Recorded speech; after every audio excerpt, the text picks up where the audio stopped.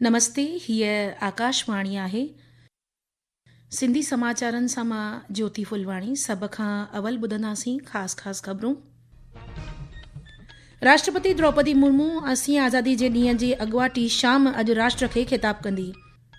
प्रधानमंत्री नरेंद्र मोदी सुभाणे दिल्लीअ जे तारीख़ी लाल किले ते राष्ट्रीय झंडो लहराईंदो ऐं राष्ट्र खे ख़िताब कंदो।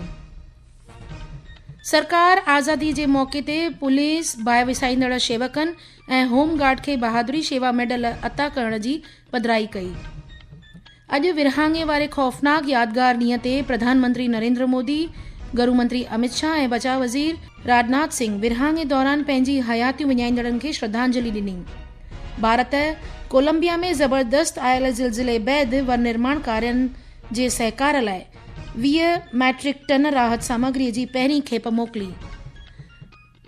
बचाव वज़ीर राजनाथ सिंह अॼु ग्लासगो राष्ट्रमंडल रांदियुनि में मेडल खटंदड़ फ़ौज जे रांदीगरनि सां ॻाल्हि ॿोल कई।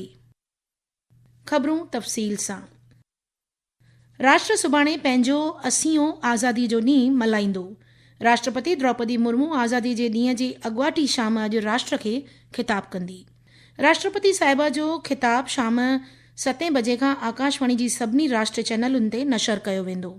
इहो दूरदर्शन जी सभिनी चैनलुनि ते बि मेसर रहंदो।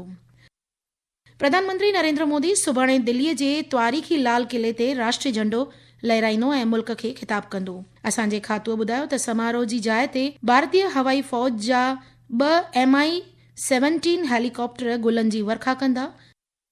हिकु रिपोर्ट।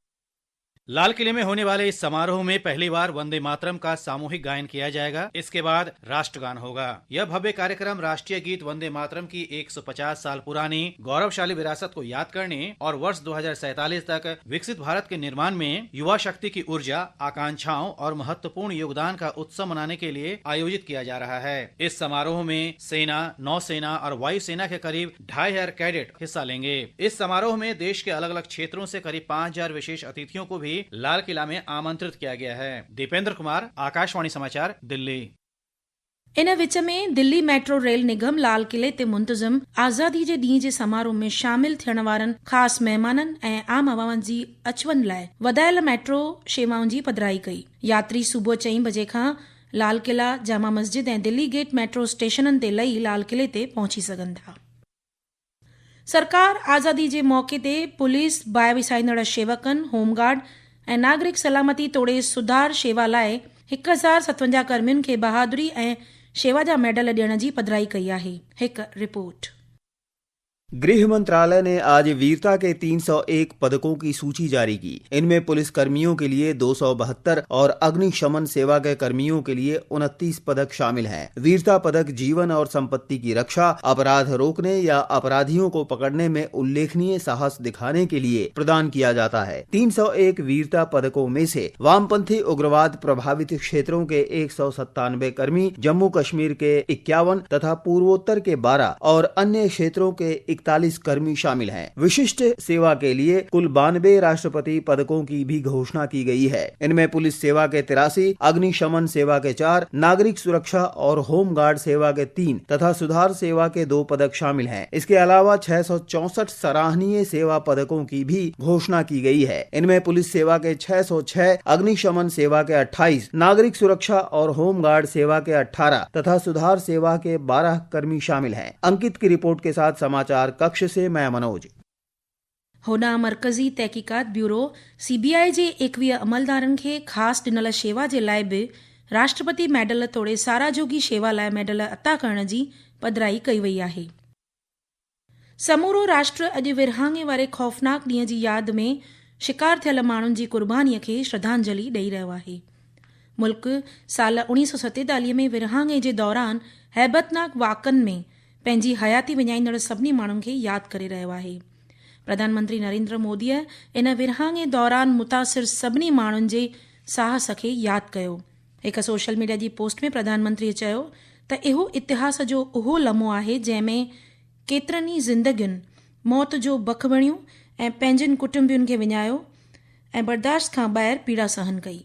गृह मंत्री अमित शाह 14 अगस्त 1947 जे ॾींहं खे इतिहास जो कारोबार बि करे मञियो।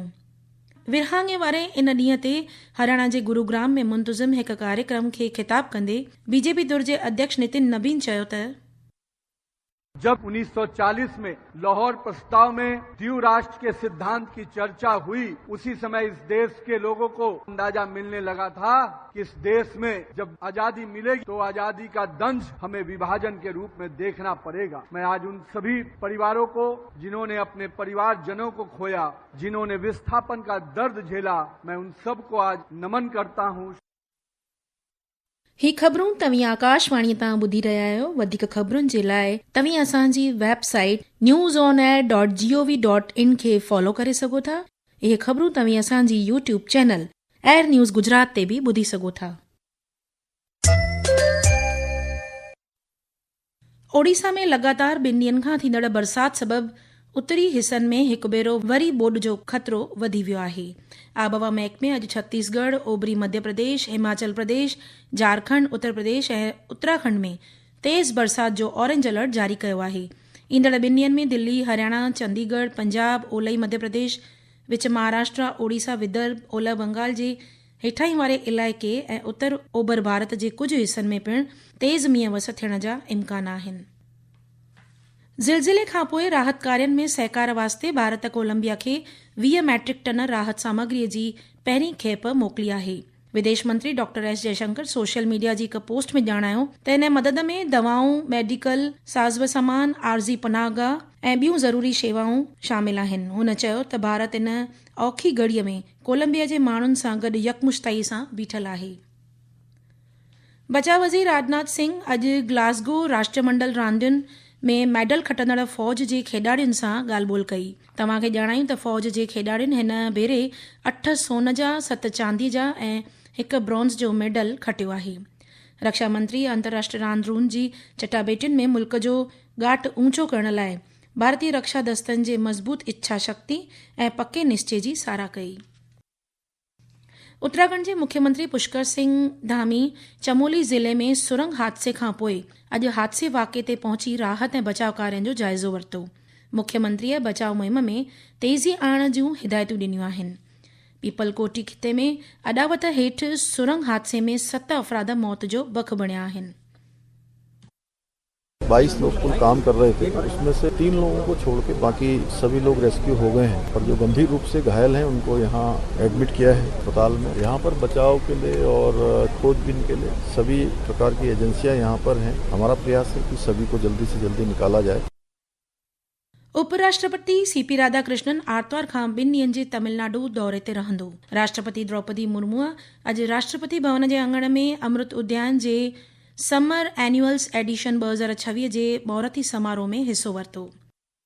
सुप्रीम कोर्ट अॼु आंध्र प्रदेश जे मुख्यमंत्री चंद्रबाबू नायडू ऐं मंत्री पी नारायण जे ख़िलाफ़ अमरावती विकास योजना में मुबैना गैर रीतियुनि सां जुड़ियल गुनाहखोरी मामले खे रद्द करण वारे आंध्र प्रदेश हाई कोर्ट जे फ़ैसिले में दस्तंदाज़ी करण खां इनकार कयो। गृह मंत्री अमित शाह चयो त एनसीबी यूएई खां भाॼोकर ड्रग सरगना वीरेंद्र सिंह बसोया जी वापसीअ जी ख़ातिरी कई आहे।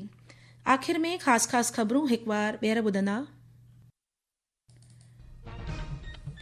राष्ट्रपति द्रौपदी मुर्मू 80 आज़ादी जे ॾींहं जी अॻुवाटी शाम अॼु राष्ट्र खे ख़िताब कंदी।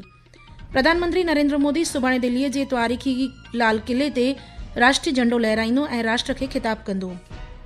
सरकार आज़ादी जे मौक़े ते पुलिस, बाहि विसाईंदड़ शेवकनि ऐं होमगार्ड खे बहादुरीअ जा शेवा मेडल अता करण जी पधिराई कई। अॼु विरहाङे वारे ख़ौफ़नाक यादगार ॾींहं ते प्रधानमंत्री नरेंद्र मोदी, गृह मंत्री ऐं बचाव वज़ीर विरहाङे दौरान पंहिंजूं हयातियूं विञाईंदड़नि खे श्रद्धांजलि ॾिनी। भारत कोलंबिया जे ज़बरदस्त ज़िलज़िले बैदि वन निर्माण कार्यनि जे सहकार लाइ 20 मैट्रिक टन राहत सामग्रीअ जी पहिरीं खेप मोकिली। ख़बरुनि जो इहो अंक ते पूरो थियो। नमस्ते।